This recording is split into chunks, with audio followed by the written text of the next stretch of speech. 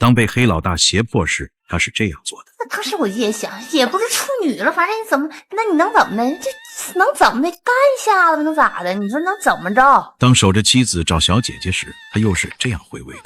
10块钱干2件，干完以后连滚嘴连把嘴，你舌头送他嘴里，他舌头送你嘴里，文也得成30分钟、50分钟才长。那舌头来回送，那种吻嘴才有意思，过瘾呢，是吧？而这一切并非是虚构出来的猎奇故事，而是由纪录片导演徐桐耗时数年，冒着极大风险亲手拍下的高分纪录片《算命》。故事的主人公名叫厉百成，他的父母是近亲结婚，生下来的孩子无一幸免，全部带有严重的先天残疾。厉百成生来双腿就严重畸形，根本无法像正常人一样行走，终生只能依靠一副破旧的拐杖，以一种极其扭曲的姿势艰难挪动。厉百成被迫早早地走进了残酷的社会，睡过漏风的桥洞，捡过垃圾，混迹于衣不蔽体的乞丐群体之间，尝尽了人世间所有的冷眼与欺凌。直到有一天，他在街头遇见了一位老算命先生，也许是看他实在可怜，老先生教了他一些看相算命的口诀。从此，厉百成开始拄着拐杖，靠着给人卜卦算命勉强糊口。某天，厉百成的算命摊前走来了一位盲人顾客，两人在闲谈时，盲人偶然间向厉百成提起了一个名叫石珍珠的女人。盲人叹着气说，这女人命太苦了，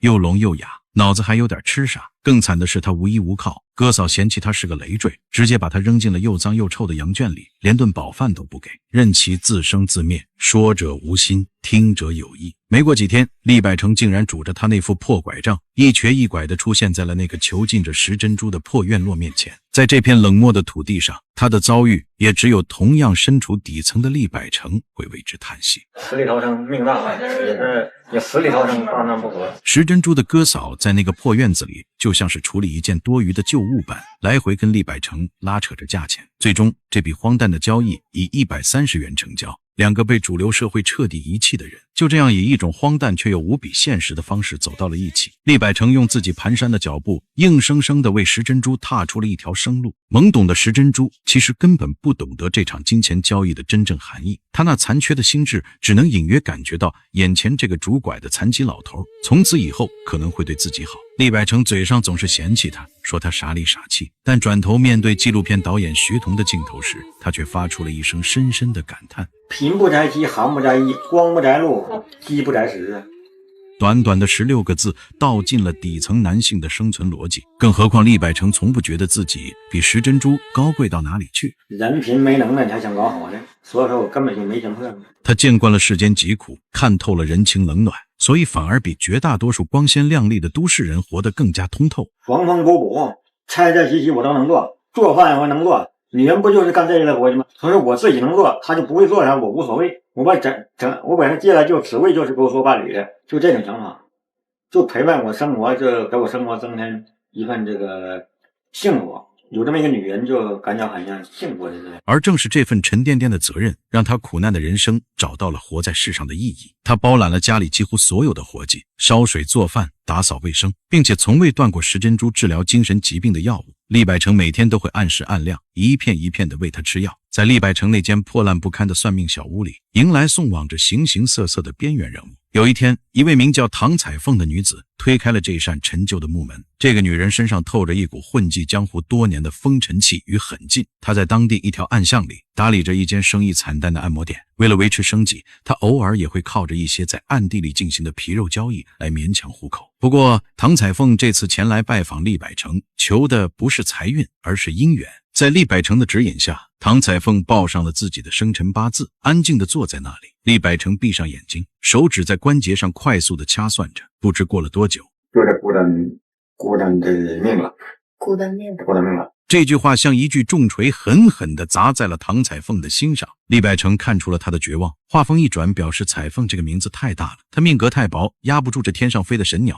所以注定一生漂泊孤寂。若要转变命数，必须改名。随后，厉百成拿出一张泛黄的纸，在上面歪歪扭扭地写下了3个名字供他选择：唐小敏、唐小慧、唐小燕。厉百成解释说，这3个名字的最后一个字都是12画，代表着成双成对之意。唐彩凤盯着纸上的3个名字看了许久，最终他选择了唐小燕作为自己的新名。依照厉百成的嘱咐，他将这个新名字写在纸上，虔诚地请回家中，供奉在佛像前。他迫切希望这场仪式能够扭转他那早已千疮百孔的人生轨迹。从那天起，天上那只看似高傲实则无处落脚的彩凤悄然隐去，化身为一只栖息在笼中的燕鸟。名号的更替如同某种深刻的心理隐喻，见证着这个平凡女人对命运不公的反抗。当导演徐彤的镜头对准她，问起她过往的经历时，她讲述起了那段让她不堪回首的绝望往事。17岁，她被几个歹人强行拖进了野地，遭受了长达数小时的非人折磨。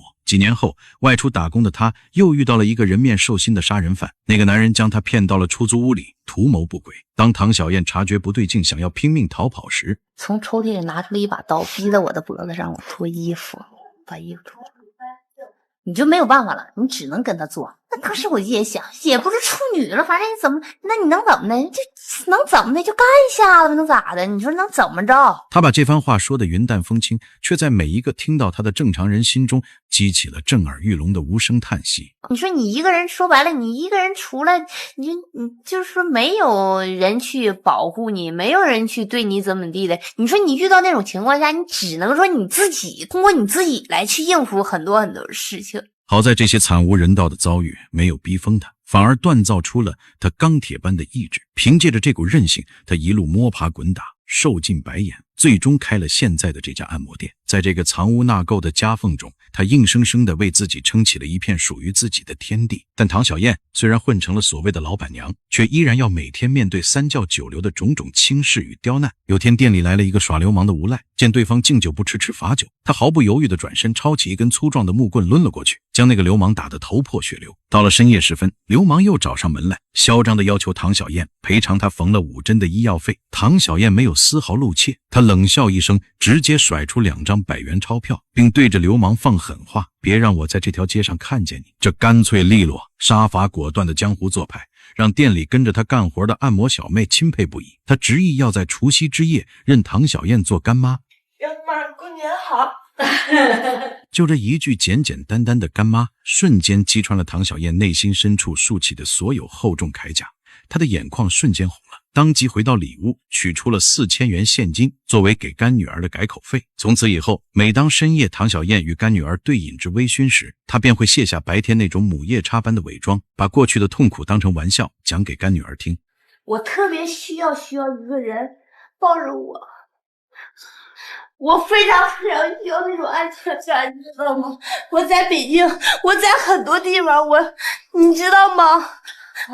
我很孤独，没有人保护我，我只能靠我自己，你知道吗？这个看似坚不可摧，拿着棍子打的流氓满地找牙的女人，终于流露出了心底最深切的渴望。她也是一个渴望被爱、被保护的女人。然而，命运似乎并不打算轻易放过这只孤雁。不久之后，按摩店遭到了仇家匿名举报，警察突击检查，将店里的人悉数带走。让人感到心寒的是，在审讯室的高压之下，干女儿为了自保，毫不犹豫地供出了关于唐小燕的一切违法内幕。由于被定性为组织者，唐小燕面临着严重的刑事处罚。万幸的是，纪录片导演徐彤实在看不下去了，他四处筹钱，最终交了整整7万块钱的巨额罚款，才把唐小燕从看守所里捞了出来。重获自由的那天，唐小燕受了一大拳，她没有责怪任何人，只是默默地收拾好行囊，把店铺转让了出去。随后，她悄无声息地消失在了所有人的视野里。命运的轮盘辗转反侧，唐小燕离开后，厉百成的算命小屋又迎来了一位新的女客，她叫尤小云。与唐小燕身上那种江湖大姐大的气质完全不同。尤小云长相清秀，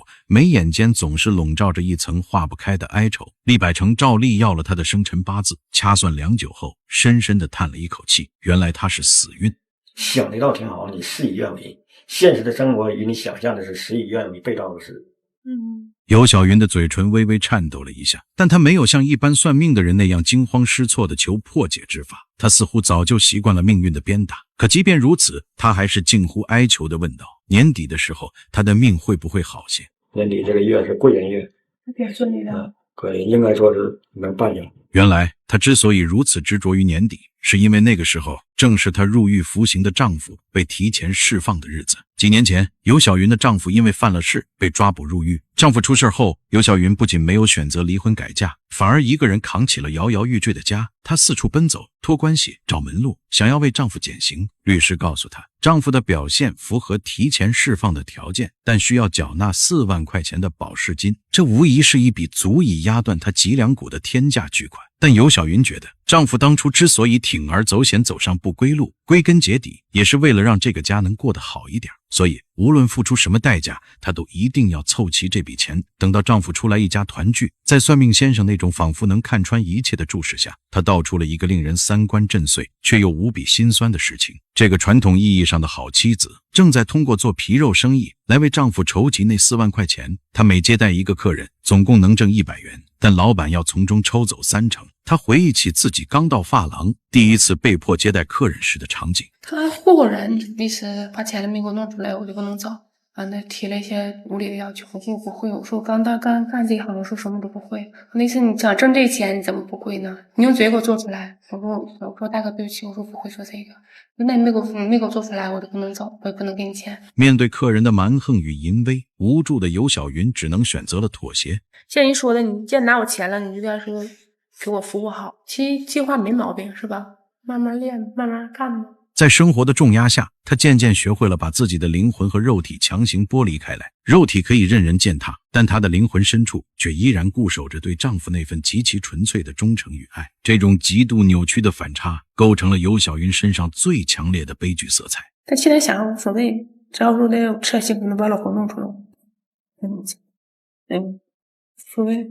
临走时，尤小云执意从口袋里掏出一张100元钞票，硬塞到厉百成的手里作为挂金。那是他强忍着恶心被客人蹂躏了一次才换来的血汗钱。转眼间，隆冬降临，北风呼啸，大雪冰封了整个北方小镇，而伴随着气温骤降的还有厉百成的算命生意。那段时间，有个当地少爷被一个游方算命先生给骗了钱，这下可捅了马蜂窝。当地相关部门立刻开展了一场声势浩大的严打封建迷信活动，街头的算命摊首当其冲，被掀了个底朝天。厉百成思前想后，决定带着石珍珠踏上避风头的返乡之路。途经某个城市的火车站时，厉百成遇到了一群衣衫褴褛的乞丐，那是厉百成当年流浪行乞时结交的难兄难弟。乞丐一见到厉百成，就说起了一件令人脊背发凉的惨剧。他们从前一起乞讨的伙伴老马，前些天在过马路时被一辆官车撞飞，脑袋当场就开了花，至今没拿到半分钱的赔偿。厉百成听着，原本就佝偻的脊背显得更加沉重。老友的惨死让他更加深刻地体会到了底层生命的命如草芥。当天晚上，一直跟拍的导演徐彤望着那些瑟瑟发抖睡在阴冷桥洞下的乞丐们，他问道：这样活着，每天吃不饱穿不暖，像狗一样被人赶来赶去，还有什么乐趣可言吗？听到这句话，一向嬉皮笑脸的厉百成顿住了，极其严肃地反驳了他：这话说的那没乐趣啊，没乐趣就不活的。这话说的那太那个无情了。每个挣扎求生的生命都值得被尊重，哪怕是最卑微最肮脏的存在，也在用他们自己特有的方式拼命寻找着活在这个残酷世界上的意义。第二天上午，厉百成带着石珍珠来到了当地残联的办公楼前，他想着在年关之前向政府机构申请一点残疾人困难补贴，好歹把这个年对付过去。然而残联的办公室竟然设在没有电梯的3楼，一个为残疾人提供服务的福利机构像一道天堑无情地将残疾人拒之门外。厉百成没有抱怨，他带着石珍珠一步步艰难地爬上了3楼。当他好不容易来到办公室，工作人员的话更是如同一盆冷水，浇灭了他所有的希望。每年到春节期间了，也有这方面的，但少。你给你闹300、200管啥的？这300、200对于上学劳动能力那是很饥渴的。你要说你靠残联、靠政府解决你困难问题、解决你生活问题，你还得靠自身，是吧？你这都靠政府养活你，全县这么多残疾人，3万多人呢。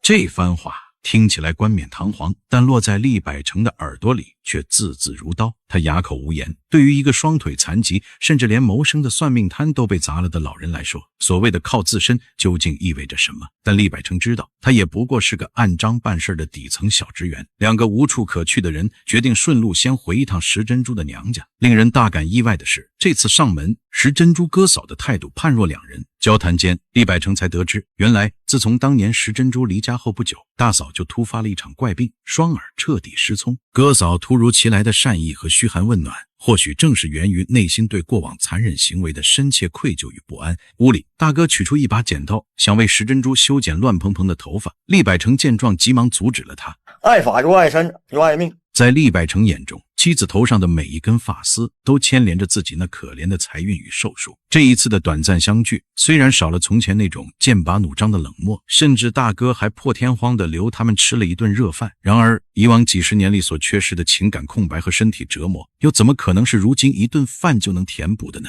没待上多久，厉百成便谢绝了挽留，带着石珍珠回到了自己阔别已久的故乡老宅。厉家祖上在60年代曾经也是当地赫赫有名的望族，但在厉百成这一代却生出了全员残疾的悲剧。据厉百成说，这是因为厉家这套祖宅的院子风水不行，从而导致家道中落。可明知道自己住在一座会吃人的凶宅里，极度的贫困却让厉家的子孙们别无选择。父母逝去后，这套破败的老宅归了大哥所有。当年正是因为兄弟排挤，厉百成才被迫流浪。但如今时光的洪流冲淡了旧日的隔阂与恩怨，当头发花白的大哥主动腾出了一间朝阳的房间留宿他们，两个半截身子都快入土的老人终于在岁月的尽头达成了和解。老宅虽然四面漏风，但在这一刻人心却变得前所未有的完整。临近春节，恰逢当地举办盛大的庙会，平日里死气沉沉的北方乡村一下子变得人声鼎沸，红火热闹起来。走进庙会，在石珍珠的笑容里，你根本看不到半点苦难留下的阴霾。